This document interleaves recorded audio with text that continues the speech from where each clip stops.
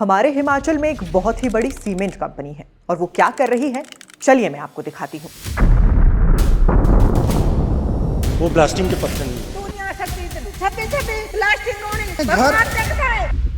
मेरा नाम है गीता, सीरीज का नाम है खबरों का पंचनामा और आज के इस वीडियो में बात होगी जिला सोलन के संघोई धार की, जहां की एक सीमेंट फैक्ट्री ने लोगों का जीना मुहाल कर रखा है और प्रशासन क्या कर रहा है ये आपको आगे पता चलेगा। स्थानीय ग्रामीणों की माने तो यहाँ लंबे समय से लगातार ब्लास्टिंग की जा रही है और ये ब्लास्टिंग इतनी नजदीक हो रही है कि घरों में बैठना मुश्किल हो गया है। कंपनी कह रही है कि ब्लास्टिंग 300 मीटर के सुरक्षा दायरे में हो रही है, लेकिन सच ये है कि कई घर खनन क्षेत्र से सिर्फ 50 से 250 मीटर की दूरी पर है और हर धमाके के साथ पत्थर और मलबा रिहायशी इलाकों की ओर आता है। खिड़कियों के कांच टूट चुके हैं, दीवारों में दरारें पड़ गई हैं और कई बार पत्थर सीधे आंगन और छतों पर गिरते हैं, जिसके कारण से कुछ लोग घायल भी हुए हैं। इन्हीं हालातों से परेशान होकर 28 नवंबर 2025 को संदीप ठाकुर संघोई धार में एक शांतिपूर्ण अनिश्चितकालीन धरने पर बैठते हैं।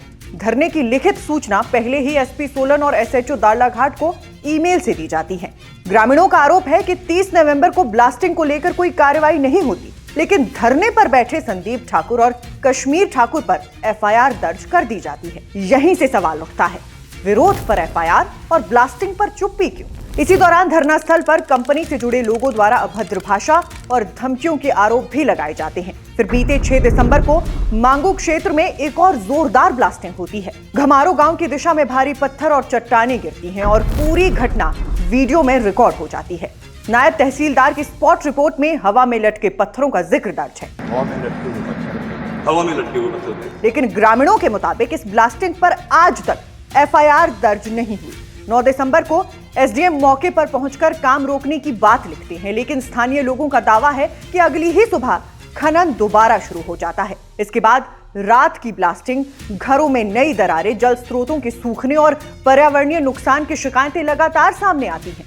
बीते 22 दिसंबर से संदीप ठाकुर अनिश्चितकालीन भूख हड़ताल पर है। मांग साफ है, 6 दिसंबर की ब्लास्टिंग पर एफआईआर और निष्पक्ष जांच। इसके अलावा 8 जनवरी को हाईकोर्ट में पीआईएल दाखिल करने का प्रयास किया गया है। संदीप ठाकुर का कहना है कि इस पूरी प्रक्रिया में उनकी मां तक घायल हो चुकी हैं। इसलिए अब यहाँ सवाल सिर्फ संघोई धार का नहीं, सवाल ये है कि जब आम लोग अपनी जान माल की बात करें तो प्रशासन किसके साथ खड़ा होता है? कंपनी प्रबंधन के खिलाफ एफआईआर दर्ज करो।